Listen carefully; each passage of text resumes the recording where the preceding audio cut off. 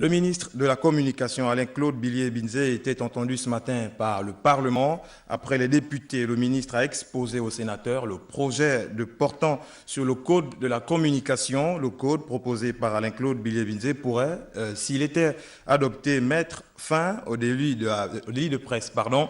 Pour en citer cet autre exemple avec Firmin Rigbadinga. La dégainture et l'allure plutôt décontractée, Alain-Claude Billiet-Binzé franchit ici les portes de la haute chambre du Parlement gabonais.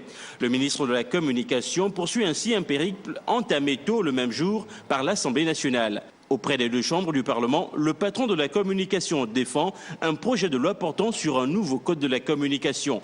Un code qui devrait moderniser le cadre juridique et la pratique des métiers de la communication. Il faut saluer l'effervescence des médias en ligne, qui participent aujourd'hui d'une véritable vie politique et publique animée. C'est important. Mais dans le même temps, il fallait que ces médias en ligne soient pris en compte dans les textes, de sorte que leur existence soit reconnue et que leur existence soit effectivement régulée. Donc, est journaliste en ligne celui qui a rempli les critères et les conditions pour être journaliste. Il n'y a pas de grosse différence. Il faut d'abord être journaliste et ensuite opter pour la presse en ligne, la presse papier ou la presse audiovisuelle.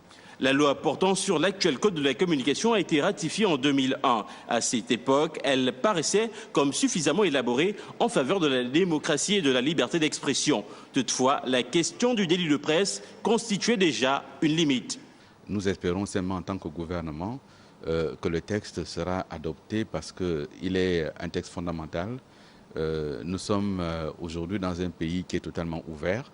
Nous sommes une réelle démocratie et lorsque le chef de l'État demande que les journalistes ne fassent plus l'objet de peines privatives de liberté, c'est un principe que le texte va désormais acter et dans le même temps, le texte indique les limites à cette liberté.